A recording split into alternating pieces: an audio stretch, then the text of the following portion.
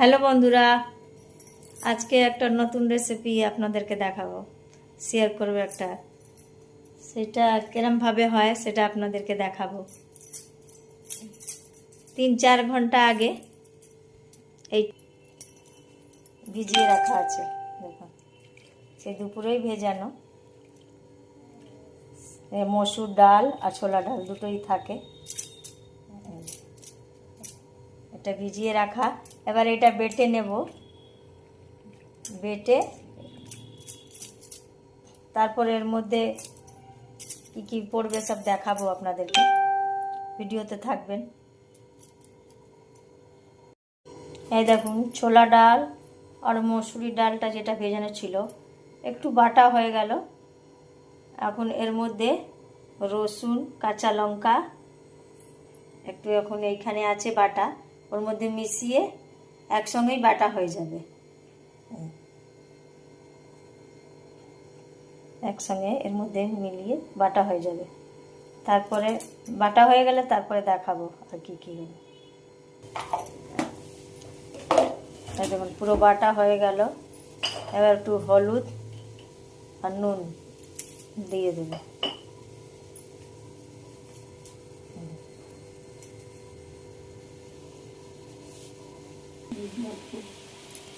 দেখুন গরম জল ফুটছে, এর মধ্যে চালের গুঁড়ো দেওয়া হবে।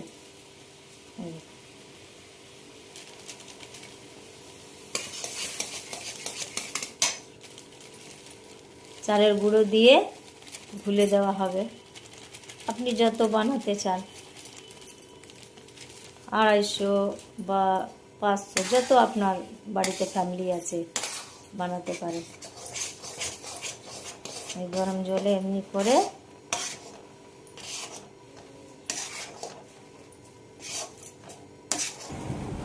এই দেখুন কড়াইতে দেখালাম যেটা গরম জলে যে চালের গুঁড়িটা যেটা বললাম ভিজিয়ে, এটা মাখা হয়ে গেছে। দেখুন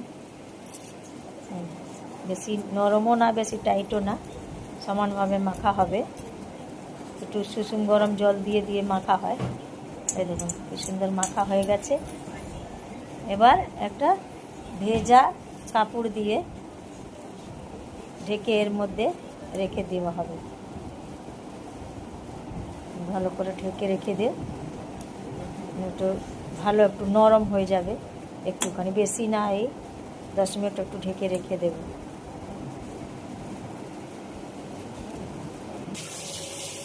ছোলা ডাল আর একটা মসুর ডালটা বাটা ছিল, যেটা সব হলুদ নুন সব দেওয়া হয়ে গেছে।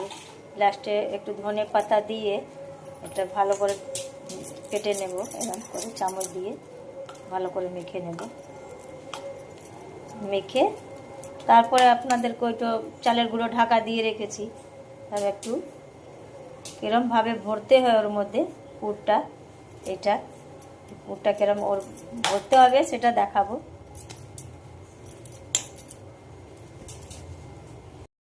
এই দেখুন ওই চালের গুঁড়ো যেটা মাখা হয়েছিল, এরম বড় বড় একটু লুচি মতন করে নেব, গোল গোল এরম করে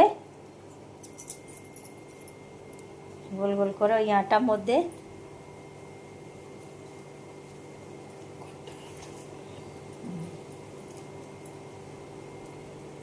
ওই পুরটা ভরে দেওয়া হবে। দেখুন যেটা পুরটা বানানো হয়েছিল এটার মধ্যে বাটি মতন এটা এরম গোল করে নিতে হবে। এরম আটা দিয়ে, ওই চালের আটা দিয়ে একটু গোল গোল করে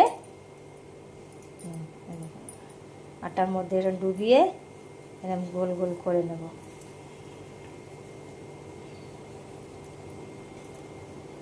তারপরে পুরটা ভরে নেব।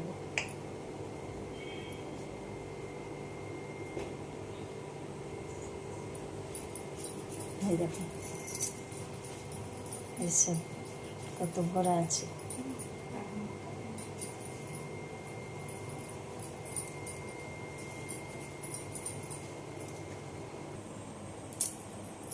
এই দেখুন এই আটা দিয়ে করে এরকম গর্ত গোল গোল করে নেব।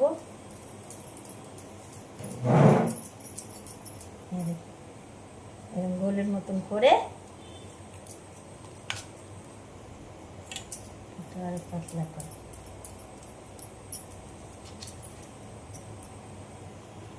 এর মধ্যে ভরে দেব। একটু ভরে তারপরে এরকম করে ভরে নেব।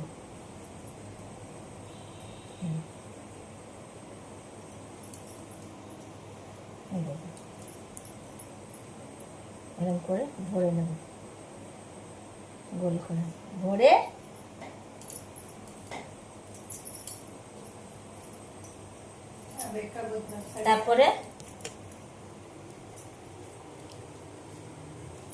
তারপরে দেখুন এই গরম জল ফুটছে, তো এর মধ্যে এই জালটা রেখে দেব। এই জালটা রেখে এর মধ্যে সব এক একটা করে এনে রাখা হবে। সব এক একটা করে এর মধ্যে রাখা হবে, রেখে তারপরে একটা ঢাকনা দিয়ে ঢাকা দিয়ে দেব। এই দেখুন এই জালের মধ্যে ছলনি মতন এদের যেরকম থাকে জাল, চাউমিন আমরা এটা দিয়ে করি, জল ঝরাই যেরকম।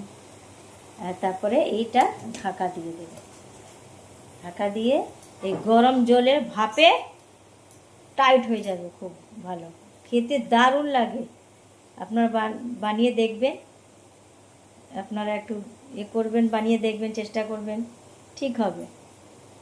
আপনারাও হয়তো বানান, কিন্তু বাঙালিদের শুনি এটা আপনাদেরও তো ডাল পিঠে বলে, আর আমাদের বলে চৌয়া ফাড়া।